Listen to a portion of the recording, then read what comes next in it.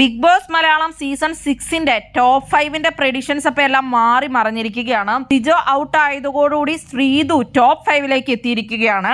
Vote സ്പ്ലിറ്റിങ്ങും കാര്യങ്ങളും ഏറ്റവും കൂടുതൽ അപ്പൊ ബാധിക്കുന്നത് അർജുനെ തന്നെ ആയിരിക്കും. ഫസ്റ്റ് പൊസിഷനിൽ ജിൻഡോയും, സെക്കൻഡ് പൊസിഷനിൽ അർജുനും, തേർഡ് പൊസിഷനിൽ ജാസ്മിനും, ഫോർത്ത് പൊസിഷനിൽ അഭിഷേകും, ഫിഫ്ത്ത് പൊസിഷനിൽ ശ്രീതുവും, സിക്സ്ത് പൊസിഷനിൽ ഋഷിയും എത്തും.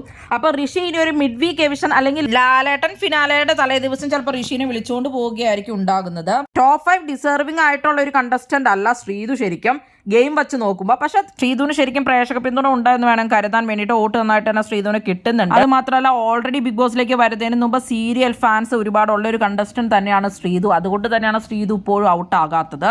അർജുൻ ജാസ്മിൻ പൊസിഷനൊക്കെ മാറി മറിയാവുന്ന രീതിയിൽ തന്നെയാണ്. അതുപോലെ തന്നെ ജിൻഡോയ്ക്കാണെങ്കിലും അർജുനെയും ജാസ്മിനേക്കാളും വലിയൊരു ലീഡൊന്നുമില്ല. ആ പൊസിഷനും മാറി മറിയാം.